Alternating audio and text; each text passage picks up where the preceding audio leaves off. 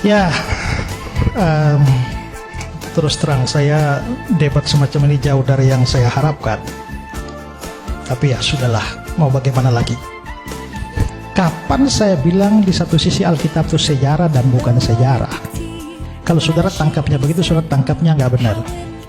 Tapi kalau yang dibawa adalah tidak ada bukti, ya selesai debat itu. Mau apa lagi kalau tidak ada bukti? Ya, berita Injil tentang Yesus yang mati dan bangkit itu juga disampaikan oleh Petrus waktu khotbah Petrus pada hari Pentakosta. Dia bilang, Yesus yang kamu bunuh dan kamu salibkan. Dia bicara kepada orang Yahudi dan tidak ada satupun yang protes. Kalau Yesus tidak mati dan tidak bangkit, maka kata-kata Petrus tidak relevan. Tapi dia berani mengatakan itu pada musuh-musuh Kristus yang kamu salibkan, dan mereka diam terhadap hal itu. Itu menunjukkan bahwa memang kematian Yesus itu sebuah fakta yang tak bisa dibantah. Lalu Injil diberitakan dimulai dari Yerusalem. Kisah 1 ayat 8. Ya, kalau Injil dimulai dari Yerusalem, saudara tahu Yerusalem itu apa? Tempat di mana Yesus mati. Dan kalau Yesus tidak pernah bangkit, lalu mulailah memberitakan bahwa Yesus mati dan bangkit, dan mulainya di Yerusalem. Kalau mau tipu orang, mulailah di India sana, mulailah di Tiongkok sana, jangan mulai di Yerusalem, di mana orang bisa membuktikan Yesus tidak bangkit. Tapi mereka berani bicara di Yerusalem langsung, kota yang akan mematikan mereka seandainya dia memang tidak mati dan tidak bangkit. Dan ada banyak teori, ya seperti teori pingsan lah. Tapi yang ngomong teori pingsan itu tidak mengerti tentang tradisi penyaliban. Ada yang mengatakan bahwa Yesus itu ya, Yesus diangkat, tidak disalibkan, tapi tiba-tiba diangkat oleh Tuhan ke surga, lalu ganti dengan orang lain yang serupa Yesus lalu yang disalibkan. Jadi aneh ya, kalau Allah memang mau menyelamatkan Yesus dari salib, kenapa pakai acara tipu-tipu? Kalau mau selamatkan Yesus, angkat saja, binasakan musuh-musuh Yesus. Kenapa masih pakai acara menipu orang dengan menyerupakan Yesus dengan orang lain? Kok Allah terlibat dalam konspirasi penipuan? Dan waktu orang itu diserupakan dengan Yesus, pertanyaannya adalah orang-orang yang mengira itu yang disalibkan itu Yesus itu, yang mengira mereka menyalibkan Yesus itu siapa? Musuh-musuhnya kan? Bukan murid-muridnya kan? Tadi Pak Kainama bicara soal ya mempermuliakan Yesus. Oke. Mungkin satu hal yang saudara mungkin akan tidak mengerti ya, bahwa kematian Yesus itu sesuatu yang, apalagi mati di kayu salib, itu sesuatu yang kehinaan. Maka Kristen menjadi agama yang paling lain di dunia karena dia menjadikan simbol yang adalah salib, yang adalah simbol aib, itu menjadi simbol. Penyaliban itu sesuatu yang buruk. Penyaliban itu sesuatu yang memalukan. Saudara, kalau Injil adalah karangan-karangan para murid saja, mereka tidak mungkin mengarang sebuah cerita yang mempermalukan diri sendiri dan Tuhan mereka, kecuali itu memang fakta sejarah. Seandainya murid-murid mau membuat sebuah karangan, mereka harusnya mengarang bahwa dia tidak pernah mati, karena mati di kayu salib itu memalukan dia.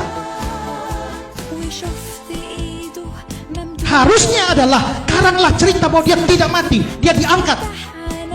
Itu baru mempermuliakan. Tapi berita tentang salib, mati di salib itu berita memalukan. Tapi kok tetap masih mau menyampaikan berita dan pergi ke keliling seluruh dunia menyampaikan berita memalukan itu? Karena itu fakta sejarah. Maka kekristenan begitu jujur, tidak mau menipu. Nah, jadi memang penyaliban itu sesuatu yang mempermalukan, tapi bukan hanya mempermalukan Pak Kainama, itu kutuk. Karena menurut perjanjian lama, orang yang mati digantung itu terkutuk. Dan apakah kami percaya Yesus mati terkutuk? Yes. Kenapa? Karena mestinya kita yang terkutuk, orang berdosa. Saya yang terkutuk, kalian semua yang terkutuk. Kita semua memang orang terkutuk karena kita orang berdosa. Tapi Yesus kenapa mati terkutuk karena dia mau menggantikan kita. Itulah sebabnya dia jadi kutuk. Dan karena itu Yesus mati dalam kehinaan. Tapi kalau Pak Kainama tadi mengatakan bahwa dengan tidak mati maka orang Islam mempermuliakan Yesus, saya mau kasih bacaan satu ayat dulu ya, beberapa ayat ya.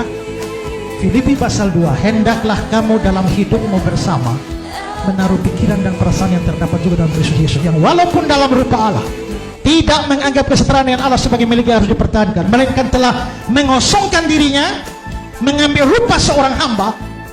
Mengambil rupa hamba itu sudah rendah, menjadi sama dengan manusia itu sudah rendah. Dalam keadaan sebagai manusia dia telah merendahkan dirinya dan taat sampai mati, bahkan mati di atas kayu salib. Jadi bukan orang Kristen yang merendahkan Yesus, Yesus merendahkan diri sendiri. Tapi apakah dengan demikian kita tidak mempermuliakan Yesus? Tidak. Karena ayat 9 mengatakan, itulah sebabnya Allah sangat meninggikan dia dan mengaruniakan kepadanya nama di atas segala nama, supaya dalam nama Yesus bertekuk lutut segala yang ada di langit, yang ada di bumi, yang ada di bawah bumi, dan segala lidah mengaku Yesus Kristus adalah Tuhan bagi kemuliaan Allah. Jadi memang dia pernah direndahkan, tapi karena itulah dia ditinggikan. Kalau dia tidak pernah direndahkan, dia tidak perlu ditinggikan. Dan nama diberikan kepadanya, nama di atas segala nama, setiap lutut akan bertelut dan mengaku. Dan saya percaya itu semua, termasuk semua saudara, akan bertelut dan mengaku Yesus Tuhan. Tapi belum selesai, tapi mungkin belum sekarang. Tapi kalau tidak mau, ya mengakulah sekarang. Tidak mau, urusan saudara. Dan ingat, kalau Pak Kainama sampai mempunyai pandangan seperti itu, Pak, menurut saya pantas Bapak jadi mualaf. Tapi Pak Kainama, ini Bapak mau tidak terima juga tidak apa-apa. Tapi kerinduan hati saya sebelum Bapak mati, kembalilah kepada Yesus sebagai juru selamat dan Tuhan. Tidak mau terima juga tidak apa-apa, ya, gak apa-apa. Ini kan tawaran. Injil tidak pernah dipaksakan, hanya ditawarkan. Termasuk dengan ibu yang tadi pegang tangan dengan saya yang mengaku diri mualaf. Kembalilah ibu sebelum innalillahi wa innalillahi raji'un.